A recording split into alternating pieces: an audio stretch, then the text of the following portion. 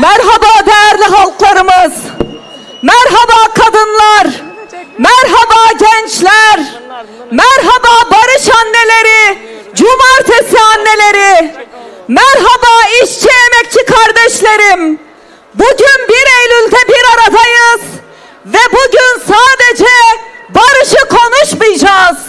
Bugün barışı kurmak için, barışı örgütlemek için hep beraber bir ortak tavır koymaya geldik. Humbikar hatun, serseran serçava hatun.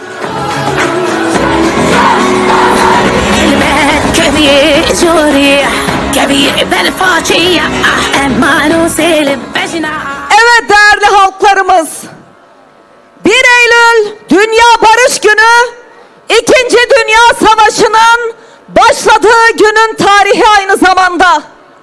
Çok insan kaybettik. Çok insanın hayatına mal oldu 2. Dünya Savaşı. Ama o günden bugüne kadar ne yazık ki emperyalist güçler, kapitalist sistem savaşa, çatışmalara doymadı. Ve şimdi Rusya-Ukrayna Savaşı, İsrail'in Filistin işgali, İsrail-İran Savaşı ve şu anda devam etmekte olan bölgedeki Yemen'den Lübnan'a, Irak'a, Suriye'ye kadar her yer ne yazık ki bir savaş ve bir çatışma alanı haline gelmiş durumda. Ve 3. Dünya Savaşı'nın arifesinde olan bir dönemden geçiyoruz. İşte o yüzden böylesi bir dönemde daha fazla barış demeye, daha çok barış demeye ihtiyacımız var.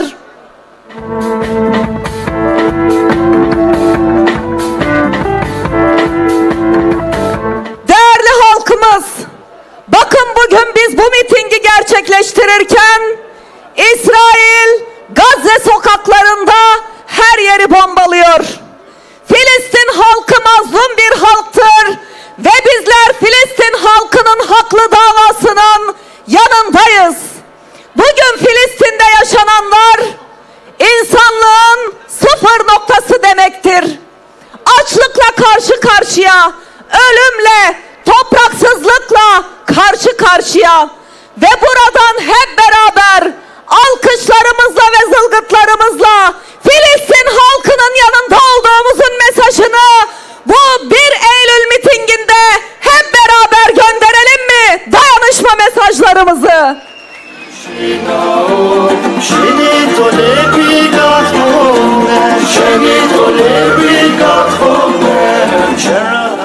Evet değerli halklarımız, aynı şekilde Suriye'de yönetim değiştikten bugüne kadar orada da sular durulmuyor. Bölge tarihinin en büyük Alevi katliamı gerçekleşti ve halen Alevilere bir insani yardım koridoru açılamadı. Türkiye'den, Avrupa'dan, birçok yerden Aleviler oradaki Alevi halkıyla dayanışmak istiyor ve insani yardım koridorunun açılmasını talep ediyor. Bizler de buradan onların sesine ses oluyoruz ve Aleviler için acilen bir insani yardım koridoru oluşturulsun diyoruz. Aynı şekilde Suriye'de Dürzi halkı işkence edilerek katlediliyor. Bunu kabul etmek mümkün değil. Ve yine yeni yönetim kendi anlayışını, tekçi anlayışı, ırkçı anlayışı dayatarak bugüne kadar IŞİD'e karşı en güçlü mücadeleyi yürüten Kürt halkının haklarını yok sayıyor. Bunu kabul etmek mümkün değildir. Suriye'de bir an önce barış tesis edilmeli. Bunun yolu da orada yaşayan bütün farklı halklardan ve inançlardan kesimlerin kendini ifade edebileceği bir yönetim biçimi ve bir demokratik anayasanın oluşturulmasıyla mümkündür. Buradan Rojava'da mücadele yürüten başta kadınlar olmak üzere Kürt halkı selam olsun, selam olsun.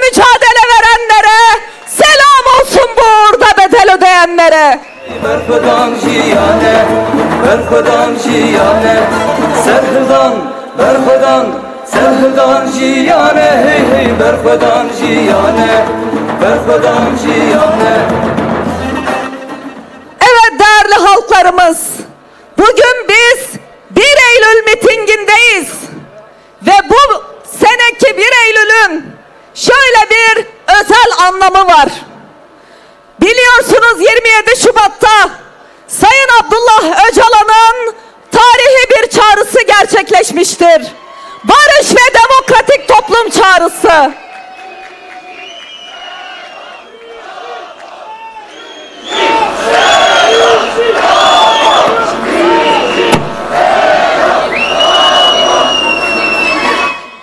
Türkiye tarihi bir fırsat yakalamıştır. Bu tarihi fırsatı iktidar, muhalefet, devlet, herkesin o kadar iyi değerlendirmesi gerekiyor ki tarihte böylesi fırsatlar az gelir önümüze.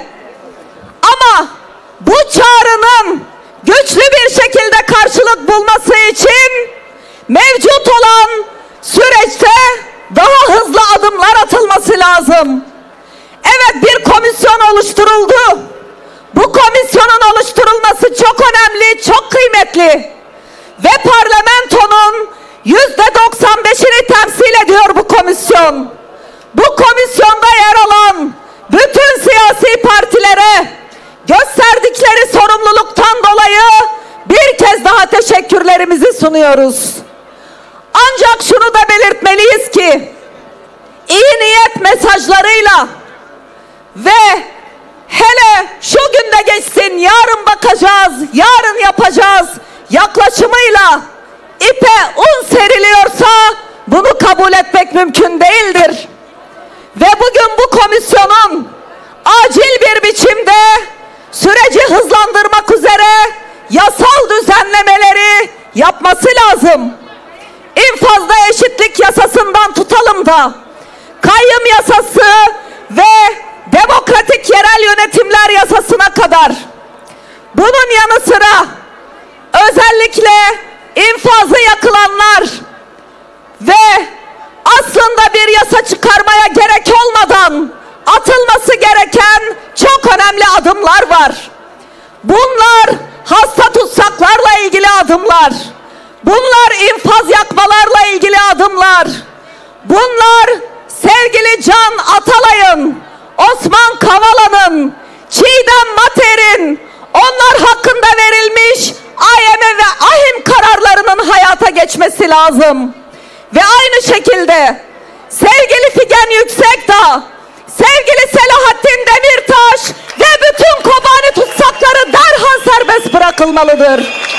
Berxwedan, berxwedan, serhırdan jiyane, hey hey, berxwedan jiyane, berxwedan jiyane, serhırdan, berxwedan. Ve yine komisyonun adım atması gereken en önemli konulardan biri Kürt halkının ve kendi örgütünün baş müzakereci olarak ilan ettiği Sayın Abdullah Öcalan'la bir an önce görüşme sağlanmalıdır. Ve Sayın Öcalan'ın özgür çalışabileceği, özgür yaşayabileceği bir ortamın, her kesimle görüşme yapabileceği bir ortamın acilen sağlanması lazım. Bütüncül bir hukuka ihtiyaç var. Özgürlük yasalarının çıkmasına ihtiyacımız var. Bu konuda elimizden gelen her türlü çabayı ve mücadeleyi hep beraber sürdüreceğiz. Ve bir kez daha diyoruz ki sadece komisyon değil, iktidar, devlet, muhalefet bu dönemde şunu net bir şekilde bilince çıkarmalı, pratiğe yansıtmalıdır. Bu süreç bizim için hem Türkiye'nin barışı hem Orta Doğu'nun barışı için tarihi önemde bir fırsattır. Korkmaya, çekinmeye, basitçe parti çıkarı hesabı gütmeye gerek yoktur. Böyle düşünenler bu ülkenin asla vatanseveri ya da yurtseveri olamaz. bakımdan bir kez daha diyoruz ki cesur olun, samimi olun, adım atın, ezberlerinizi bozun. Ve burada değerli halkımız, biliyorsunuz heyetimiz Sayın Öcalan'la geçtiğimiz Perşembe günü bir görüşme gerçekleştirdi. Ve Sayın Öcalan'ın sizlere selam ve sevgilerini buradan iletmek istiyorum. Samimi olanlar şunu bilmeli ki, bir yandan barış diyeceksiniz, öte yandan muhalefete operasyonları devam ettireceksiniz. Bakın bugün İstanbul'dayız. İstanbul'un nüfusu Türkiye'nin neredeyse çeyreği. Ve büyükşehir belediye başkanlarıyla ilçe belediye başkanları tutuklu. Bunu kabul etmek mümkün değil. Ve muhalefetin üzerindeki bu baskılar derhal son bulmalıdır. Seçilmiş belediye başkanları, İstanbul'un ve ilçelerinin iradesi, Mardin'in, Van'ın, Hakkari'nin iradesi acilen serbest bırakılmalıdır. Ve görevlerine hepsi acilen iade edilmelidir. Kayyımı da kabul etmiyoruz, muhalefete baskıyı da kabul etmiyoruz. Ve bize düşen en büyük görev bu ülkede demokrasiyi tesis etmek. Biz biliyoruz ki barış demokrasisiz, demokrasi barışsız olmaz. Bunlar birbirine yapışıktır. Ve bunun için özellikle bugün bu meydanda bir kez daha diyoruz ki barışı müzakereyle ve mücadeleyle el ele vererek hep beraber inşa edeceğiz. Burada bütün bedel ödeyenlere, analara bir kez daha sözlerimi mümkün mertebe hızlandıracağım. Değerli halkımız, sevgili kadınlar, bizler barış mücadelesinin, hak ve adalet mücadelesinin en önemli özneleriyiz. Barışın kıymetini tarih boyunca çatışan ve savaşan bütün ülkelerde en çok kadınlar bilmiştir. En çok kadınlar barış için mücadele vermiştir. Ve şunu bilelim ki Türkiye'de bizler barışı ve demokratik toplumu tesis ederken kadınlar bunun ana öznesidir. En büyük bedeli cumartesi anneleri, barış anneleri ödedi, ödemeye devam ediyor. Bakın barış anneleriyle ve Suruç aileleri, cumartesi anneleri, mağdur olan birçok kesimin, çocukları katledilmiş olan birçok kesimle birkaç gün önce İstanbul'da bir buluşma gerçekleştirdik. Ve şuna emin olun ki o acılı annelerin yüreği beyaz tülbentlerindeki barış simgesiyle bir arada olarak en çok barışı onlar talep etti. En çok barışı onlar talep ediyor. Onların önünde saygıyla eğiliyorum. Mücadelelerini bir kez daha ve başta Suriye olmak üzere bölgede ve bütün coğrafyamızda en güçlü mücadeleyi veren Kürt Kabara, Haya, Hürriye, Jin, Jiyan, Azadi.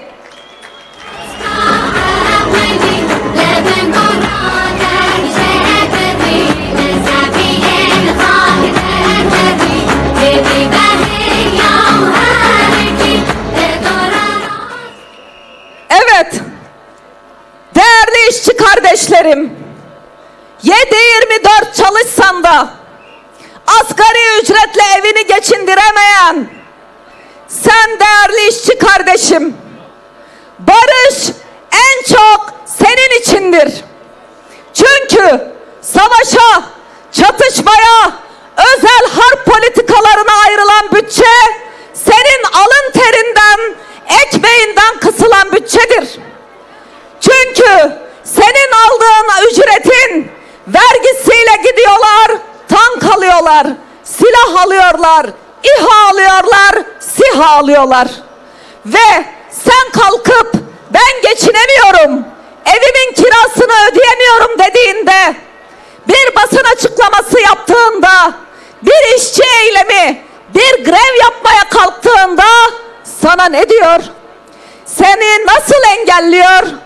sana terörist yaftası yapıştırarak seni engelliyor. Ve bakın, motokurye işçilerinin eyleminden hatırlayacağız. O zaman Kürt işçi kardeşlerimizle Türk işçi kardeşlerimiz bir arada ortak eylem yaptılar. Ve gidip Türk işçiye dediler ki, sermaye düzeni dedi bunu, kolluk kuvveti dedi, devlet dedi, şunu söyledi. Dedi ki onlar Kürt, onlar terörist, sen bir Türk işçi olarak onların yanında ne işin var diyerek orada işçilerin dayanışmasını bölmeye kalktılar. Değerli işçi kardeşim, şunu bilmelisin ki barış senin ekmeğin için ve senin emeğin için. Barış için senin dayanışmana ihtiyacımız var. Yaşasın işçilerin birliği, yaşasın halkların kardeşliği. Sadece silahların susması değildir.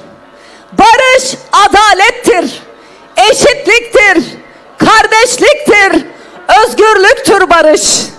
Ve barışı tesis etmenin, kalıcı bir barışı bu coğrafyada inşa etmenin tek yolu bunları köklü bir biçimde tesis etmektir. Şunu bilelim ki bu süreç dahil olmak üzere hiç kimse barışı bize altın bir tepsiyle sunmayacak. Mücadele edeceğiz. Bugün bir mücadele ediyorsak yarın 3-5 daha fazla mücadele etmeliyiz ve barışı bu şekilde örgütleyebiliriz. Barış örgütlenirse, barış toplumsallaşırsa, muhalefet başta olmak üzere herkesin sahiplenmesiyle işçinin, emekçinin, Alevinin, bütün farklı halklardan ve inançlardan insanların sahiplenmesiyle barışı tesis edebiliriz. Ve buradan başta en büyük sorumluluğumuzun olduğu çocuklara hitaben sözlerimi tamamlayacağım. Çocuklar, inanın, inanın çocuklar, güzel günler göreceğiz. Motorları maviliklere süreceğiz. Motorları güzel günlere, güneşli günlere, barışı ve çocuklara armağan edeceğimiz o özgür dünyayı onlara armağan etmek üzere burada sözümüz olsun ki o barış gemisi limana varacak, varacak, varacak. Hepinizi saygıyla, sevgiyle selamlıyorum. Serkeftin, serkeftin, serkeftin.